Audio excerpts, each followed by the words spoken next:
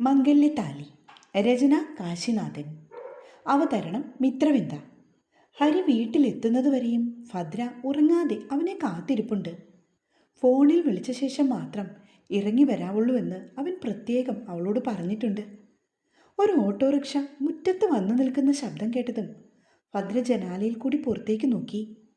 ഹരിയാണെങ്കിൽ വണ്ടിക്കാരന് കാശൊക്കെ കൊടുത്തിട്ട് ഇറങ്ങി വരുന്നത് അവൾ കണ്ടു. ഓടിച്ചെന്ന് വാതിൽ തുറന്നപ്പോൾ ഓട്ടോ പറഞ്ഞയച്ച് പോക്കറ്റിൽ കിടന്ന ഫോണെടുത്ത് ഭദ്രയെ വിളിക്കാൻ തുടങ്ങുമായിരുന്നു അവൻ. ഞാൻ വിളിക്കാതെ വാതിൽ തുറക്കരുതെന്ന് പറഞ്ഞതല്ലായിരുന്നോ? ഹരി അവളോട് ചോദിച്ചു. ഹരിയേട്ടനാണ് വന്നതെന്ന് ഞാൻ ജനാലയിൽ കൂടി നോക്കിയപ്പോൾ കണ്ടു. അതുകൊണ്ട് ഓടി വന്ന് വാതിൽ തുറന്നേ. അവൻ അവളുടെ അവൻ്റെ കയ്യിലിരുന്ന പൊതി അവളെ ഏൽപ്പിച്ചു. ഇതെന്താ ഏട്ടാ? തട്ടുദോശയാ. താൻ എന്തെങ്കിലും കഴിച്ചിരുന്നോ? ഇല്ല, ഹരിയേട്ടൻ വന്നിട്ട് ഭക്ഷണം കഴിക്കാമെന്ന് കരുതി. ഞാനൊന്ന് കുളിക്കട്ടെ, എന്നിട്ട് ഇപ്പോൾ വരാം. ആൾക്ക് എങ്ങനെയുണ്ട് ഹരിയേട്ടാ? അവരുടെ വീട്ടുകാരെല്ലാവരും വന്നൂലേ? ഓപ്പറേഷൻ സക്സസ് ആയിരുന്നു. അദ്ദേഹം സാധാരണ ജീവിതത്തിലേക്ക് മടങ്ങി വന്നു. പിന്നെ അദ്ദേഹത്തിൻ്റെ ഭാര്യയും 2 പെൺകുട്ടികളുമാണ് വന്നിട്ടുള്ളത്. ബാക്കി റിലേറ്റീവ്സൊക്കെ വന്നുകൊണ്ടേയിരിക്കുന്നു. അവരൊക്കെ എന്തു പറഞ്ഞു? ഒരുപാട് താങ്ക്സ് ഉണ്ടെന്നൊക്കെ പറഞ്ഞു. നല്ലൊരു ലേഡിയാണ് അവർ. ആ, ഹരിയേട്ടൻ ആകെ മടുത്തു അല്ലേ? ഞാനൊന്ന് ഫ്രഷ് ആയിട്ട് വരാം, താൻ ഇവിടെ ഇരിക്കുക. ഹരി റൂമിലേക്ക് പോയി. എന്നിട്ട് ഇട്ടിരുന്ന ഷർട്ടൊക്കെ അഴിച്ചു മാറ്റി കുളിക്കുവാനായി വേഗം ബാത്റൂമിലേക്ക് പോയി. ഭദ്ര ആ സമയത്ത് കുറച്ച് കട്ടൻ ചായയൊക്കെ ഇടുകയാണ്. 10-15 മിനിറ്റ് എടുത്തു ഹരി കുളിച്ചിറങ്ങാൻ. അവൻ വന്നപ്പോൾ കഴിക്കുവാനുള്ള ഭക്ഷണമൊക്കെ അവൾ മേശമേൽ നിരത്തി വെച്ചിട്ടുണ്ട്. കഴിച്ചിട്ട് വേഗം കിടക്കാം. നാളെ എനിക്ക് 1-2 സ്ഥലങ്ങളിൽ പോകേണ്ടതാണ്. പുതിയൊരു ബിസിനസ് തുടങ്ങുന്ന ഉദ്യമമൊക്കെ ഞാൻ ഉപേക്ഷിച്ചു. ഇനിയിപ്പോൾ ഏതെങ്കിലും ഒരു നല്ല കമ്പനിയിൽ ജോലിക്ക് കയറണം. അല്ലെങ്കിൽ കാര്യങ്ങളൊക്കെ കൈവിട്ടു പോകും ഭദ്ര. കസേരയിലേക്ക് വന്നിരുന്നുകൊണ്ട് അവൻ പറഞ്ഞു. എല്ലാം ശരിയാകും ഹരിയേട്ടാ. ഹരിയേട്ടൻ്റെ ആഗ്രഹമൊക്കെ നടക്കും, എനിക്ക് ഉറപ്പുണ്ട്. ഹരിക്ക് ആത്മവിശ്വാസം നൽകുമ്പോഴും അവൻ ആകെ വിഷമത്തിലാണെന്നുള്ളത് ഭദ്രയ്ക്ക് 100% അറിയാമായിരുന്നു. എങ്ങനെയെങ്കിലും എല്ലാം പെട്ടെന്ന് നേരെയാകാൻ അതുമാത്രമായിരുന്നു അവളുടെ പ്രാർത്ഥനയും.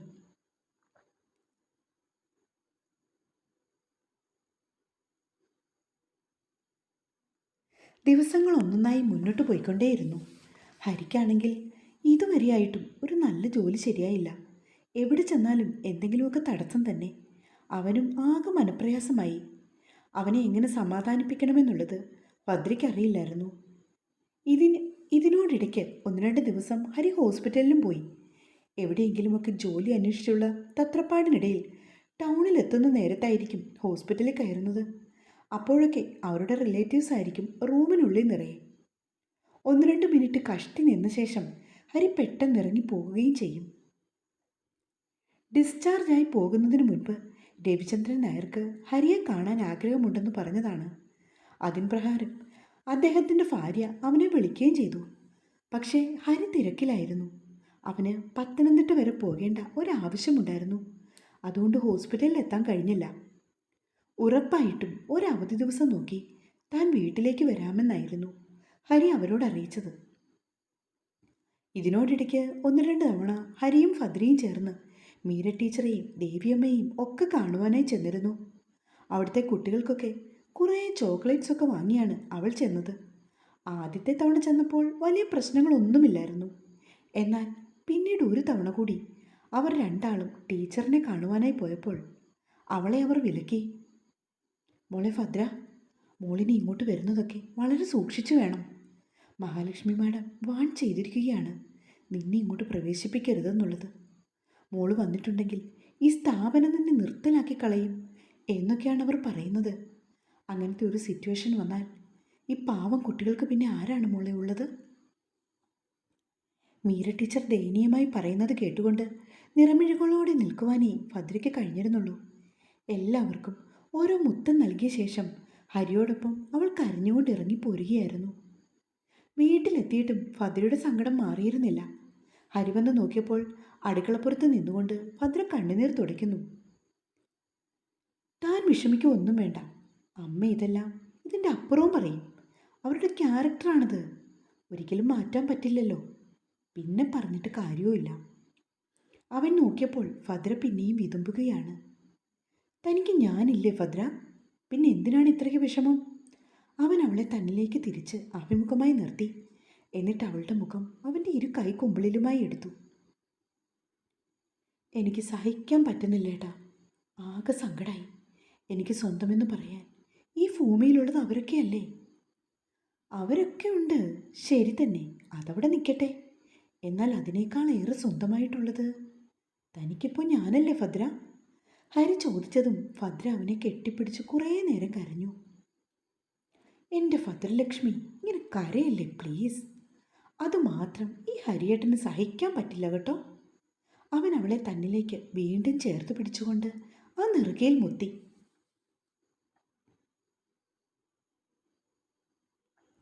ലക്ഷ്മി അമ്മയോട് യാതൊരു തെറ്റും ചെയ്യാത്തവളാണ് ഞാൻ. എന്നിട്ടും എന്നെ ഇങ്ങനെ ക്രൂശിക്കുന്നത് വലിയ കഷ്ടമല്ലേ ഹരിയേട്ടാ? ഭദ്ര മുഖമുയർത്തി ഹരിയെ നോക്കി. സ്വന്തം മകനായ എന്നോട് അമ്മ ചെയ്തു കൂട്ടുന്നത് എന്തൊക്കെയാണ്? അത് വെച്ച് നോക്കുമ്പോൾ താനുമായിട്ട് അധികം നാളത്തെ പരിചയമൊന്നുമില്ലല്ലോ. അതുകൊണ്ട് അമ്മയുടെ രീതികളൊക്കെ ആ സെൻസിലെടുത്താൽ മതി. താൻ ഇതൊക്കെ ഓർത്ത് കണ്ണീർ പൊഴിക്കുവാനാണെങ്കിൽ പിന്നെ അതിന് മാത്രമേ നേരം കാണൂ. നമുക്ക് നമ്മൾ മാത്രം മതി, മറ്റാരും വേണ്ട. ഭദ്രയോട് ആശ്വാസവാക്കുകൾ പറഞ്ഞ് അവളെ സമാധാനിപ്പിച്ചതുകൊണ്ട് നിന്നപ്പോഴാണ് ഹരിയുടെ ഫോൺ റിങ് ചെയ്തത്. എടുത്തു നോക്കിയപ്പോൾ അനിയേട്ടനായിരുന്നു. ഹലോ അനിയേട്ടാ. ആ ഹരി, നീ തിരക്കാണോ മോനെ? ഏയ് അല്ലല്ലോ, എന്താ അനിയേട്ടാ? ഞാനൊരു മെയിൽ അയച്ചിട്ടുണ്ട്, അതൊന്ന് ചെക്ക് ചെയ്ത് നോക്കാമോ നീ? എന്തിൻ്റെ മെയിലാണ് അത്? TP അസോസിയേഷൻ്റെ വർക്കുമായി ബന്ധപ്പെട്ടുള്ളത്. അതിനെക്കുറിച്ചൊക്കെ അനിയേട്ടനും അമ്മയും ഐശ്വര്യയും ഒക്കെ ചേർന്ന് അങ്ങ് നോക്കി തീരുമാനിച്ചാൽ മതി. ഇനി എനിക്ക് സമയമില്ല ഇതൊന്നും മാനേജ് ചെയ്യാൻ. പിന്നെ എന്നെ അവിടെ അടിച്ചിറക്കി വിട്ടിട്ട് പിന്നെയും ഓഫീസിലെ കാര്യങ്ങളൊക്കെ നോക്കി നടത്തേണ്ട യാതൊരു ആവശ്യവും തൽക്കാലം എനിക്കില്ല. ഹരി പുകഞ്ഞു കൊള്ളിയല്ലേ ഏട്ടാ, അതുകൊണ്ടല്ലേ അമ്മ എന്നെ അവിടുന്ന് ഒഴിവാക്കിയത്. ഹരി, ഇതൊക്കെ കൂളായിട്ട് ചെയ്യാൻ നിങ്ങൾക്കൊക്കെ പറ്റുമെന്ന് അമ്മയ്ക്ക് ഉറപ്പുണ്ട്. തൽക്കാലം അനിയേട്ടനും ഐശ്വര്യയും ഒന്ന് ശ്രമിച്ചു നോക്ക്. ഞാൻ കുറച്ച് ബിസിയാണ്. പിന്നെ ഓഫീസ് മാറ്റേഴ്സ് അല്ലാതെ എന്ത് കാര്യങ്ങൾക്ക് വേണ്ടിയും എന്നോട് സംസാരിക്കാനും അനിയേട്ടന് വിളിക്കാം. അതിനൊക്കെയുള്ള മറുപടി ഞാൻ പറയുകയും ചെയ്യും. ഇനി ഇതും പറഞ്ഞ് ഒരിടപാട് നമുക്കിടയിൽ തൽക്കാലം ഞാൻ അവസാനിപ്പിച്ചിരിക്കുന്നു. ഹരി അറുത്തുമുറിച്ച് പറഞ്ഞ ശേഷം ഫോൺ കട്ട് ചെയ്തു. അനിയേട്ടനോട് എന്തിനാ അങ്ങനെയൊക്കെ പറഞ്ഞത്? പാവ ഏട്ടന് വിഷമമായി കാണും. ഭദ്ര ഹരിയോട് ചോദിച്ചു. എല്ലാ ദിവസവും ഓഫീസിലെ എന്തെങ്കിലും ഡൗട്ട് ചോദിച്ച് അനിയേട്ടൻ എന്നെ വിളിക്കുന്നുണ്ട്. ആദ്യമൊക്കെ ഞാൻ അതെല്ലാം ക്ലിയർ ചെയ്ത് കൊടുത്തു. ഇനിയിപ്പോൾ എനിക്കതിൻ്റെ ആവശ്യമില്ല. അവിടെ വേറെ സ്റ്റാഫുണ്ട്. അനിയേട്ടനും അമ്മയും അനിയേട്ടൻ്റെ ഭാര്യയും ഒക്കെ ഉണ്ട്. അവരൊക്കെ കൂടിയൊന്ന് തീരുമാനിച്ച് നടത്തിക്കോട്ടെ. അറിയാവുന്ന കാര്യങ്ങൾ പറഞ്ഞു കൊടുക്കുന്നത് നല്ലതല്ലേ ഹരിയേട്ടാ? നല്ലതാണല്ലോ. അതുകൊണ്ടല്ലേ അവിടെ നിന്ന് പടിയടച്ച് പിണ്ടം വെച്ചിട്ടും ഞാൻ ഇതൊക്കെ പറഞ്ഞു കൊടുത്തുകൊണ്ടിരുന്നത്. അപ്പോൾ അവർ ഇതൊരവസരമായി എടുത്ത് എന്നെ അങ്ങ് ദുരുപയോഗം ചെയ്യുന്നു. എൻ്റെ ബുദ്ധിയും പവറും ഒക്കെ വേണം. അത് അമ്മയ്ക്കും ആവശ്യമാണല്ലോ. കാരണം കമ്പനി നല്ല രീതിയിൽ നിലനിർത്തിക്കൊണ്ട് പോകണം. ബാക്കിയുള്ളവരോടൊക്കെ പറയുന്നത് മകനെ ഇറക്കി വിട്ടു, എന്നിട്ട് മരുമകളെ പിടിച്ച് ആ സ്ഥാനത്തേക്ക് ഇരുത്തിയെന്ന്. ആ ബാങ്കുകാരോട് പോലും അമ്മ ചെന്നെന്നെ സഹായിക്കരുതെന്ന് പറഞ്ഞു. അങ്ങനെ വിലക്കിയിട്ടുമുണ്ട്. എന്നിട്ടും അവരുടെ കൊള്ളരുതായ്മകൾ മൊത്തം സഹിച്ചാണ് ഞാൻ അനിയേട്ടൻ വിളിക്കുമ്പോൾ ഓരോ പാർട്ട്നേഴ്സിനോടും എങ്ങനെ ബിഹേവ് ചെയ്യണമെന്ന് പറഞ്ഞു കൊടുത്തുകൊണ്ടിരുന്നത്. ഇനി അതിൻ്റെ ആവശ്യമൊന്നുമില്ല. ഞാനിപ്പോൾ സീറോയായി നിൽക്കുകയാണ്. അമ്മ ഒരാൾ കാരണം. ഇനിയും അവരുടെ കാര്യങ്ങൾക്കൊക്കെ ചുക്കാൻ പിടിച്ച് ഞാൻ എന്തിനു നിൽക്കണം? എനിക്കുമില്ലേ ഭദ്രേ അഭിമാനമൊക്കെ? ഹരി ക്ഷുഭിതനായി. അപ്പോഴേക്കും പോളേട്ടനും ബീനച്ചേച്ചിയും അവിടേക്ക് വന്നു. ആ ബീനച്ചേച്ചി. ഭദ്ര അവരുടെ അടുത്തേക്ക് ഓടി ഇറങ്ങിച്ചെന്നു. ഹരി അറുത്തു മുറിച്ച് പറയുന്നത് കേട്ടുകൊണ്ട് അനിരുദ്ധനും ഐശ്വര്യയും ഇരിക്കുകയാണ്. ഇനിയിപ്പോൾ എന്ത് ചെയ്യും? ഇതിനെക്കുറിച്ചൊന്നും നമുക്ക് വലിയ പിടുത്തമില്ലല്ലോ അനിയേട്ട. ഐശ്വര്യ വിഷമത്തോടെ ഭർത്താവിനെ നോക്കി. ഇത്രയും ദിവസം ഹരിയുടെ സഹായത്താൽ സ്റ്റാറായിട്ട് തിളങ്ങി നിൽക്കുകയായിരുന്നു ഐശ്വര്യ. അവൾ ചെയ്യുന്ന ഓരോ പ്രവൃത്തിയുടെയും പിന്നിൽ ഹരിയാണെന്നുള്ളത് അനിരുദ്ധനും ഐശ്വര്യയും മാത്രമേ അറിയൂ. പിന്നെ മഹാലക്ഷ്മിക്കും. ഓഫീസിലെ എല്ലാവരുടെയും വിചാരം ഐശ്വര്യ ഭയങ്കര കഴിവുള്ളവളാണെന്നാ. പക്ഷേ ഒറിജിനലായിട്ടുള്ള ഇതിൻ്റെയൊക്കെ പ്രഭവ കേന്ദ്രം ഹരിനാരായണനാണെന്ന് അത് മറ്റാർക്കും അറിയില്ലായിരുന്നു. ഒരു വലിയ കമ്പനിയുമായുള്ള പ്രോജക്റ്റിൻ്റെ ഡീറ്റെയിൽസ് ആയിരുന്നു അനി ഹരിക്ക് മെയിലായിട്ട് അയച്ചു കൊടുത്തത്. പക്ഷേ ഹരി അത് ഓപ്പൺ ചെയ്തുപോലും നോക്കിയില്ല. അങ്ങനെയാണ് അനിരുദ്ധൻ അവനെ വിളിച്ചതുപോലും. പക്ഷേ ഹരിയിൽ നിന്നും ഇങ്ങനെയൊരു പ്രതികരണം അവരാരും പ്രതീക്ഷിച്ചതുമില്ല. മോളെ, നീ ഒന്നുകൊണ്ടും വിഷമിക്കണ്ട. നിനക്കറിയാവുന്ന രീതിയിൽ ഇതിൻ്റെ ബാക്കി കാര്യങ്ങൾ ചെയ്തോ. നഷ്ടം എത്ര വന്നാലും സഹിക്കാൻ അമ്മ തയ്യാറാണ്. മഹാലക്ഷ്മി മരുമകൾക്ക് വമ്പൻ പ്രോത്സാഹനമാണ് കൊടുത്തത്. അനിരുദ്ധനും അവളുടെ കൂടെ നിന്നു. പക്ഷേ ഐശ്വര്യയ്ക്ക് വല്ലാത്ത ടെൻഷനായിരുന്നു. അവൾ വിഷണ്ണയായി അവരെ നോക്കി. ഇതെന്താ പോളേട്ടാ ഒരു മുന്നറിയിപ്പുമില്ലാതെ വന്നത്? ഹരി പോളേട്ടനെ നോക്കി ചോദിച്ചു. ഇവൾ ഇന്നലെ ഒരു സ്വപ്നം കണ്ടു. കാലത്തെ എണീറ്റപ്പോൾ മുതൽ പറയുന്നതാണ് ഭദ്രമോളുടെ അടുത്ത് പോകണമെന്നേ. എന്തായിരുന്നു ചേച്ചി? ചേച്ചി കണ്ട സ്വപ്നം ഒന്ന് കേൾക്കട്ടെ. ഹരിയും ഭദ്രയും ബീന ചേച്ചിയെ നോക്കി. എൻ്റെ മോനെ, ഈ നിൽക്കുന്ന ഭദ്രമോള് പ്രഗ്നൻ്റ് ആണെന്ന് ഞാൻ സ്വപ്നം കണ്ടുന്നേ. അതും വെളുപ്പിന് 4:30 മണിക്ക്. ആ, ബെസ്റ്റ്, നടന്നത് തന്നെ. ഹരി താടിക്ക് കൈയും കൊടുത്ത് ഭദ്രയെ നോക്കി ചിരിച്ചു. അതെന്താ മോനെ നീ അങ്ങനെ പറയുന്നേ? ചിലപ്പോൾ ഒരു കുഞ്ഞു വന്ന ശേഷമായിരിക്കും നിങ്ങളുടെ ഭാഗ്യമൊക്കെ തെളിഞ്ഞു വരുന്നത്. ബെസ്റ്റ്, അതിനൊക്കെ അതിൻ്റേതായ. എൻ്റെ പൊന്നു ചേച്ചി. അവൻ എന്തോ പറയാൻ തുടങ്ങിയതും ഭദ്ര ഹരിയുടെ കൈത്തണ്ടയിൽ പിടിച്ചു വലിച്ചു. ഹരി ബീന ചേച്ചിയോട് വിശദീകരിക്കുവാൻ തുടങ്ങിയതും ഭദ്ര അവനെ നോക്കി കണ്ണുരുട്ടി. മോളെ, അങ്ങനെ എന്തെങ്കിലും ആയിട്ടുണ്ടോടാ? ഉണ്ടെങ്കിൽ ചേച്ചിയോട് പറയണേ. ഇല്ല ചേച്ചി, വിശേഷം ഒന്നുമില്ല. അത് പറയുമ്പോൾ അവൾക്കെന്തോ വല്ലായ്മ അനുഭവപ്പെട്ടു. പോളേട്ടനും ഹരിയും കൂടി മുറ്റത്തേക്ക് ഇറങ്ങിപ്പോയപ്പോൾ ഭദ്രയോടൊന്നിച്ച് ബീന ചേച്ചി അടുക്കളയിലേക്ക് നടന്നു. മോളെ, ഈ കാര്യങ്ങളൊക്കെ വെച്ച് താമസിപ്പിക്കരുത് കേട്ടോ. നിങ്ങളൊക്കെ ഇപ്പോഴത്തെ പിള്ളേരാ. ചിലപ്പോൾ തോന്നും പെട്ടെന്ന് വേണ്ടായിരുന്നു, 1-2 വർഷം കഴിഞ്ഞ് ഒന്ന് സെറ്റിലായ ശേഷം മതി ഒരു കുഞ്ഞൊക്കെയെന്ന്. പക്ഷെ ഒരു കാര്യമുണ്ട് കേട്ടോ, ചിലപ്പോൾ നമ്മൾ വിചാരിക്കുമ്പോൾ നമ്മളുടെ കയ്യിലേക്ക് കിട്ടണമെന്നില്ല. ഈ മുകളിലിരിക്കുന്ന പാർട്ടി കയറി പരീക്ഷിക്കും. ആൾക്കൊരു രസം. കാശ് വരുന്നത് ആശുപത്രിക്കാരും. ചെറിയ എന്തെങ്കിലും കേസ് കാണും. പക്ഷേ ആശുപത്രിക്കാർക്ക് ഇതാണല്ലോ ഇപ്പോൾ ഏറ്റവും വലിയ ബിസിനസ്. അവരൊരു 100 തവണ നമ്മളെ നടത്തിക്കും. എന്നിട്ട് നന്നായി നമ്മളെ പിഴിയുകയും ചെയ്യും.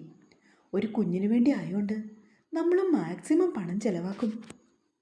അതാണ് നമ്മുടെ നാട്ടിലിപ്പോൾ കണ്ടുവരുന്നത്. അതുകൊണ്ട് നോക്കിയും കണ്ടും രണ്ടാളും കൂടി എന്താണെന്ന് വെച്ചാൽ തീരുമാനിച്ചോണേ. ബീന ചേച്ചി പറഞ്ഞപ്പോൾ ഭദ്ര മുഖം കുനിച്ച് നിൽക്കുകയാണ്. മോൾക്ക് സങ്കടമായോ? ചേച്ചി നിങ്ങളുടെ കാര്യത്തിൽ ഓവറായിട്ട് ഇടപെട്ടെന്ന് തോന്നല്ലേ? എൻ്റെ സ്വന്തം അനിയത്തിയെ പോലെ കണ്ട് പറയുന്നതാണ് കേട്ടോ. എനിക്കറിയാം ചേച്ചി, ചേച്ചി പറയുന്നതിലൊന്നും യാതൊരു തെറ്റുമില്ല. ഞങ്ങൾ ശ്രദ്ധിച്ചോളാം. അവൾ മറുപടിയും കൊടുത്തു. പോളേട്ടനും ബീന ചേച്ചിയും യാത്ര പറഞ്ഞിറങ്ങിയപ്പോൾ ഭദ്രയും ഹരിയും കൂടി ഉമ്മറത്ത് നിൽപ്പുണ്ടായിരുന്നു. അവർ പോയ ശേഷം ഭദ്രയ്ക്കാണെങ്കിൽ ഹരിയുടെ മുഖത്തേക്ക് നോക്കുവാൻ വല്ലാത്തൊരു ബുദ്ധിമുട്ട്. ചേച്ചി എന്തു പറഞ്ഞു? കുറേ നേരമായല്ലോ രണ്ടാളും കൂടി സംസാരം. ഹരി അവളോട് ചോദിച്ചു. അങ്ങനെ പ്രത്യേകിച്ചൊന്നും ഇല്ലേട്ടാ. കുഞ്ഞുണ്ടാകുന്ന കാര്യത്തിൽ ഇനി വൈകിപ്പിക്കരുതെന്ന് പറഞ്ഞു. നമ്മുടെ പ്രശ്നങ്ങളും ദുഃഖങ്ങളുമൊക്കെ തീർന്ന ശേഷം കുഞ്ഞ് മതിയെന്ന് കരുതിയിരുന്നാൽ ആ സമയത്ത് നമുക്ക് കിട്ടണമെന്നില്ലെന്ന്. എന്നിട്ട് താനെന്തു പറഞ്ഞു? ശ്രദ്ധിച്ചോളാമെന്ന്. എന്ത് ശ്രദ്ധിച്ചോളാമെന്ന്? ഹരി കുറുമ്പോടുകൂടി അവളെ ഉറ്റുനോക്കി നിൽക്കുകയാണ്. ഭദ്രയുടെ മുഖമാണെങ്കിൽ അപ്പോഴേക്കും ചുവന്നു തുടുത്തിരുന്നു. ഇന്നുവരെയായിട്ടും ഈ ദേഹത്ത് പോലും ഒന്ന് സ്പർശിക്കുവാൻ താൻ എന്നെ സമ്മതിപ്പിച്ചിട്ടില്ല. ഹരി ഒരു പാവമായി പോയതുകൊണ്ട്. അല്ലായിരുന്നെങ്കിൽ കാണായിരുന്നു കേട്ടോ. പിന്നെ എന്താണ് ഇനി മാഡം ശ്രദ്ധിച്ചോളാന്ന് പറഞ്ഞത്? അവൻ ചോദിച്ചതും ഭദ്ര വേഗം അകത്തേക്ക് കയറിപ്പോയി. അതേ, ഈ ഒളിച്ചുകളിയൊക്കെ ഇങ്ങ് നിർത്തിക്കോണം. രാത്രിയിൽ റൂമിലെത്തുമല്ലോ, അപ്പം കാണാൻ കേട്ടോ. 2-1 അറിഞ്ഞിട്ട് ബാക്കി കാര്യമുള്ളൂ. ബീന ചേച്ചിയുടെ സ്വപ്നം സാക്ഷാത്കരിക്കുവാൻ വേണ്ട എന്ത് സഹായവും ഞാൻ ചെയ്തു തരാം.